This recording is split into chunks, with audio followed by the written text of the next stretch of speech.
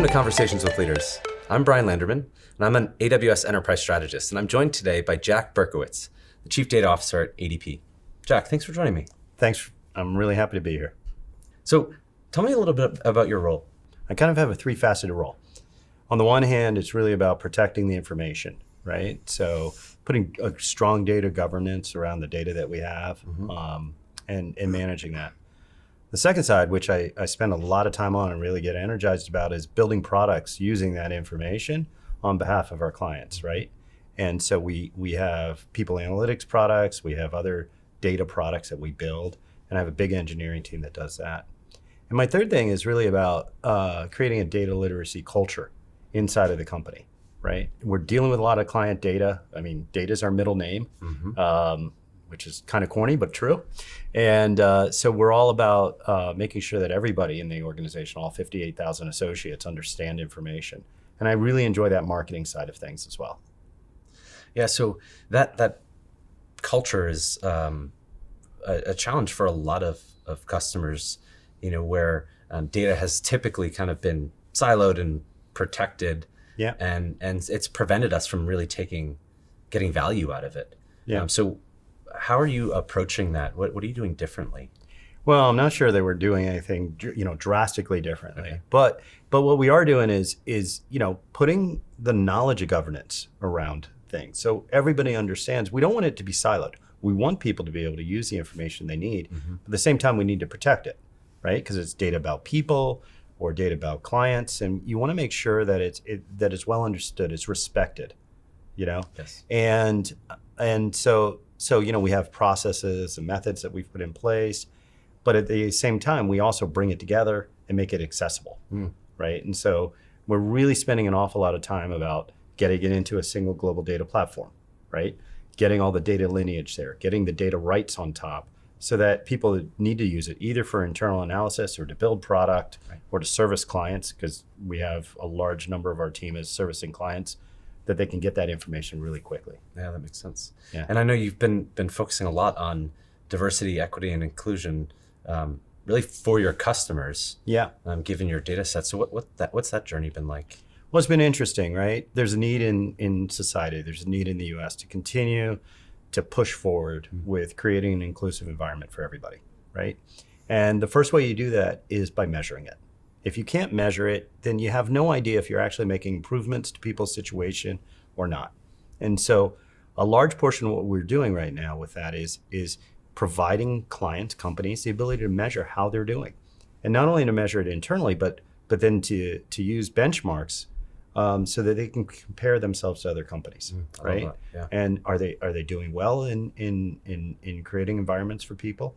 And that's not just bringing people in, but are they also creating opportunities for people to thrive and grow inside their organization? I couldn't agree more. I think that baseline is really important, and I know you're creating that baseline in a way that's keeping it really relevant to that customer, so that you're not just comparing them globally, but to exactly right to the location where they happen to be, to the industry, to the size of the company, right? And again, we want to make it so that they can understand it quickly. Not a lot of people actually know everything about statistics or numbers, so we want to be able to make it so that it tells a story for them, and they can take action. Because if they do want to change things, well, they don't know what to do. So we have advice, we have expertise right there in our product, so that they can take some action. That's fantastic. Yeah. And so obviously focus on helping your customers in this space. What's that look like internally for your organization? It's a great question. So as we build software, we run it on ourselves. We're 58,000 people around the world, right? Yeah. And it's a good test bed. It's a really good test bed. And some of the things that we do come from our ADP Research Institute, which is sort of a nonprofit we have inside the company. Some of it comes internally, and then we implement some of those programs. One of the things that we've been doing lately in my engineering team is providing people opportunities that maybe under some critical way, they don't have all the X's and O's to make that happen, but you give them an opportunity to thrive and to shine. And this idea that that people have to be given that opportunity to rise is something that we see in the research. We can see it in the data. So we're actually practicing it internally. And it's yielding wonderful results. Yeah. You know?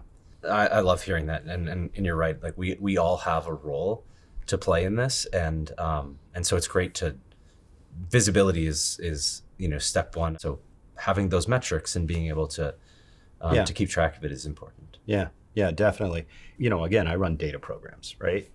But I look across the corporation, and a lot of our data projects, the leaders are actually women, right? And that's fantastic, right? And so we're really seeing the benefits there. Great. The company has a strong reputation for really being a place to attract diverse talent and cultivate, and it's something we believe in strongly as a company. So it's really great to be able to contribute the data side of that to the company's story. So you're harnessing all of this data. How are you re-architecting your data in the cloud? It's a great question. So in mid 2019, we kind of stepped back and we were looking at how we were processing the data on-prem. And we had, sort of a lot of problems just managing the demand of it all, right? Like, to get time on the systems, we had engineers staying up to 2 and 3 in the morning just to timeshare, right, to schedule jobs. So we stepped back, we worked with the AWS, and we said, hey, we want to move our data into the cloud. And we did it for 3 really important reasons. The first thing was to be able to get that elasticity of demand. The second thing was to take advantage of all the innovation, right? So I could take advantage of, the new things from SageMaker or whatever it happened to be very quickly. And the third thing was to really, really focus on the culture. And we started to do that, and we were kind of doing it for a while, and then COVID hit. And it was interesting. We had just gone live with our very first capability in February of 2020. Oh wow! And because we process all that data about the workforce and about pay, well, by the end of March, we had to be up and running with reports and all these other capabilities to help really get the get our company operating, but really loans and small business capabilities to all, thousands and tens of thousands of businesses. Right. And that really drove an awareness about how we could use the cloud for innovation. And now what you see us doing is innovating very quickly. So the diversity dashboards that I talked about this morning on stage, and then we just talked about here, those things, came to be in a very short period of time. Because people are now thinking about data, they're able to innovate, and they're able to get access to the capabilities very quickly. I love that, and I think that cultural piece is such a big part. You have to kind of see what's possible to then start thinking differently about how you can approach things and That's innovate. right. Yeah, that's right. And so now we have this explosion of ideas, right?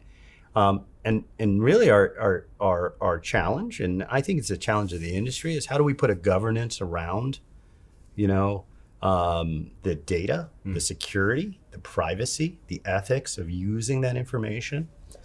We've stood up an AI and data ethics board at ADP, both for internal participants as well as we have some external experts on that to help us really think through the use of the information so that we're doing it properly.